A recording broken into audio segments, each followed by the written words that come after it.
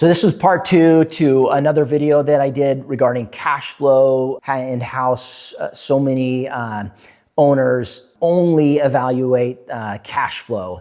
And we talked about the 4 drivers of wealth creation, how cash flow is just one element and sometimes the smallest element of those. And so, but I wanted to do a follow-up video regarding cash flow on kind of just preparing yourself for the long term and how do you respond when you have a low cash flow month. So you get your report, look at your bank account and you go, gosh, I didn't get any cash flow. The cash flow was significantly low. So what are some questions instead of get stressed out or yell at your property manager or blame everybody else, understanding that you're going to have these ebbs and flows? It's really about reframing and asking good questions. And so when an owner tells me that their disbursement felt low, the question isn't, is this bad? It could be bad, but the reality is it's normal for fluctuations to happen. But the real question is what's going on? What's the driver of this? And does it make sense? Do we have some answers for it? So, the real questions might be, was there a repair that protects the long-term value? Was there a necessary repair? Okay, the water heater went out. We had to repair the water heater.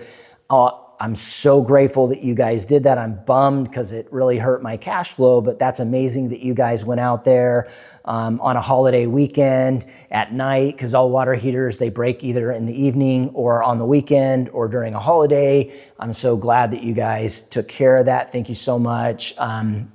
Appreciate it. So again, the questions that you're going to ask, or did leasing costs hit this month? Were there some additional costs that we knew were coming, but maybe costs got doubled up, or, and so again, looking at the reasons why and understand that we're going to see some fluctuations. So are we looking at year-to-date performance? Is rent growth improving? So, are the fundamentals still sound? We just are seeing some of the expenses come due. We had to do some landscape around the property, and that was a big hit. We had plumbing issues that we had to get to. We had some deferred maintenance. We had some known capital improvements that finally came due, and I know I should have set money aside for reserves so it would come out of the reserves and not hit the cash flow, but I didn't, but thankfully we had the cash flow to be able to cover it. So these are all questions or thinking that we need to be mindful of. So is the property moving in the right direction toward the long-term plan?